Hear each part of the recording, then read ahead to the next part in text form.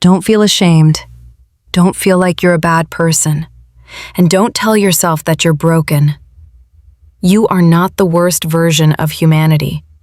You are not weak for having habits you don't fully understand. Because here's the truth most people never hear. No bad habit appears out of nowhere. Nothing your brain repeats, nothing your body seeks, and nothing you do in silence exists without a reason. And while people are quick to judge, to point fingers, to label behaviors as wrong or disgusting, very few are willing to ask a deeper question. Why does the brain do this at all?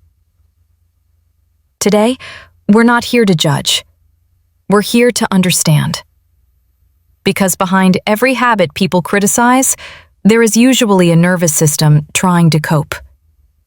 And if you're here listening to this, you're not alone. Every repeated behavior carries information. Every habit tells a story. And when something keeps repeating in secret, it's often because the brain believes it's protecting you. Every pattern carries meaning. Every repeated habit carries a psychological function. And every silent repetition is a signal. When these signals build up, they begin to tell a story. Sometimes it's a story of emotional hunger. Sometimes it's a story of escape. Sometimes it's a story of quiet disconnection. 1. Masturbation as emotional regulation. Some people turn to masturbation not because of desire, but because of relief. Relief from anxiety. Relief from emotional pressure. Relief from sadness. Relief from tension after arguments. Relief from the discomfort of asking for affection and not knowing how it will be received. If you notice this habit appearing more often after conflict, after rejection, or during moments of emotional loneliness, this isn't your body chasing pleasure. It's your nervous system searching for safety. The brain is designed to reduce discomfort. It looks for ways to calm itself, stabilize emotions, and restore balance. So, when emotional needs aren't met externally, the brain adapts internally. This isn't weakness. This is protection. You're not broken. You're coping. 2. Choosing masturbation instead of reaching your partner.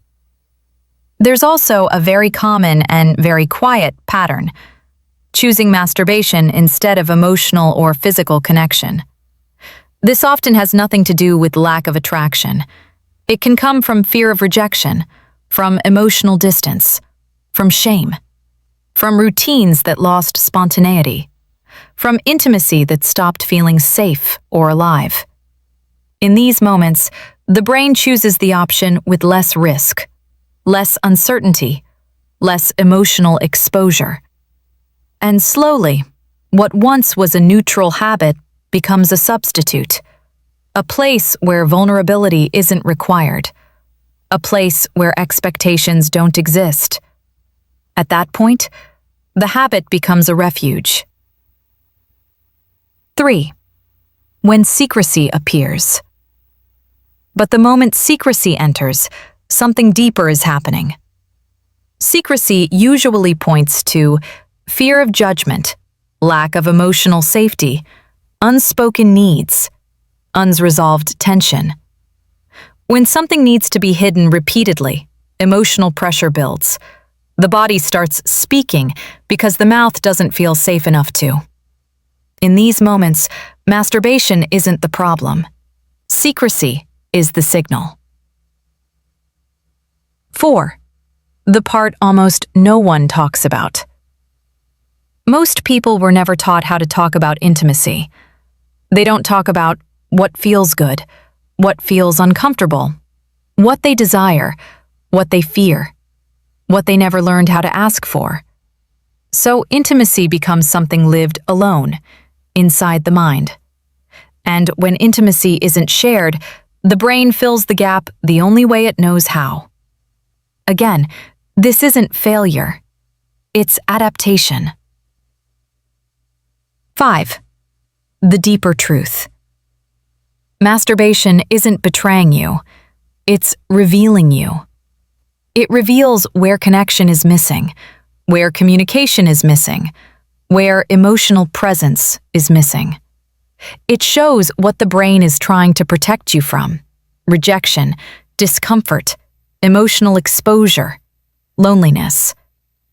You're not alone in this. Many people live this quietly, without words for it.